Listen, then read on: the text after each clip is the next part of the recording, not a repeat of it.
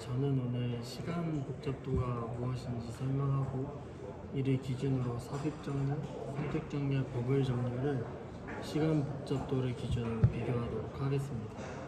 일단 시간 복잡도는 알고리즘의 성능을 평가할 때 입력하기에 따라 알고리즘이 실행되는데 걸리는 시간을 나타내는 것이고, 보통 비교 표기법을 사용하여 최악의 경우를 설명한다고 합니다.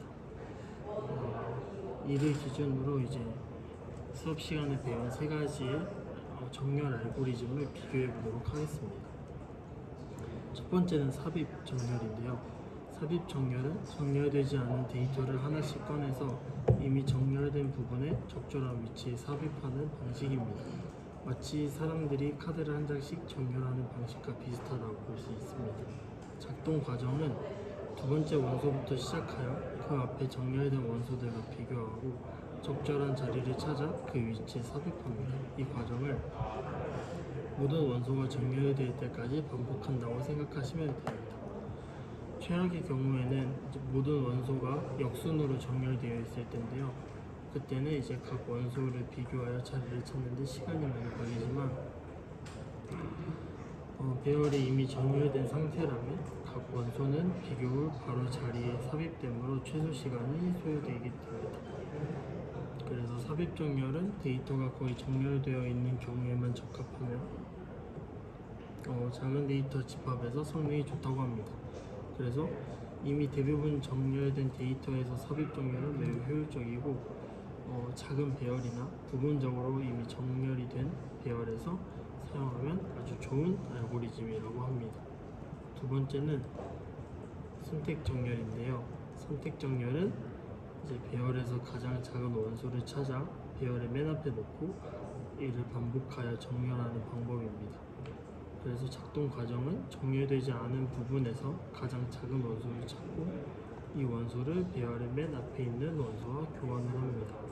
그 다음으로 작은 원소를 찾아 두 번째 위치에 놓고 이를 반복한다고 생각하시면 되는데, 이전 삽입 정렬과 다르게 선택 정렬은 배열의 상태와 상관없이 항상 전체 배열을 반복해서 가장 작은 원소를 찾아 교환하기 때문에 최선이든 최악이든 평균이든 모두 같은 시간 복잡도를 나타내게 됩니다.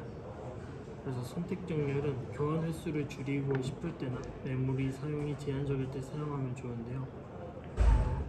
예를 들어서 데이터가 외부 장치에 있거나 메모리 내에서 이동하는 비용이 높을 경우는 선택 정렬을 통해 최소한의 교환만 수행함으로 적합하고, 또 메모리 제한, 즉 선택 정렬은 제자리에서 교환을 통해 정렬을 수행하므로 추가적인 메모리 공간을 거의 사용하지 않습니다. 그래서 메모리 제한된 환경에서 유용하게 할 수 있습니다. 마지막은 버블 정렬입니다. 버블 정렬은 인접한 두 원소를 비교하여 더 큰 값을 오른쪽으로 버블처럼 밀어내는 방식으로 작동합니다. 배열은 여러 번 통과하면서 정렬을 수행하게 되는데요. 작동 과정을 설명해보자면, 첫 번째와 두 번째 원소를 비교하고 더 큰 원소를 오른쪽으로 보냅니다. 그리고 두 번째, 세 번째 원소를 비교하여 같은 방식으로 처리하고 마지막 원소까지 반복한 후 배열의 마지막 원소는 정렬된 상태가 됩니다. 이 과정을 반복하여 배열이 완전히 정렬될 때까지 진행됩니다.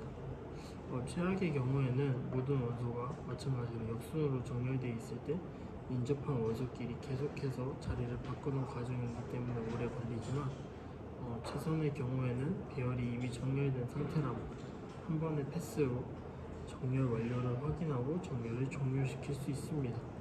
버블 정렬은 단순하고 이해하기 쉬운 알고리즘이지만 효율이 떨어지기 때문에 주로 교육용으로 사용되거나 정렬이 거의 완료된 경우에만 사용한다고 합니다. 그래서 매우 직관적이고 구현이 쉬워서 정렬 알고리즘을 처음 배우는 사람들에게 사용하기 적합하고 비교와 교환의 개념을 이해하는 데 도움이 되며, 데이터가 이미 정렬된 상태에 가까운 경우에는 한 번의 패스만으로 정렬이 완료될 수 있어 유용합니다. 이제 정리를 마지막으로 해보자면, 삽입 정렬은 이제 데이터가 거의 정렬된 상태이거나 작은 배열에서 매우 효율적이고, 선택 정렬은 교환 횟수를 최소화해야 하거나 메모리가 제한된 환경에서 적합하고, 버블 정렬은 교육용으로 적합하며 연결된 데이터에서 사용할 수 있습니다. 그래서 이러한 알고리즘들은 규모가 작은 경우에 간단히 사용할 수 있지만 대규모 데이터에서는 더 효율적인 퀵 정렬, 병합 정렬, 식 정렬 같은 고급 알고리즘을 사용하는 것이 좋다고 합니다. 이상으로 저희 발표를 마치도록 하겠습니다.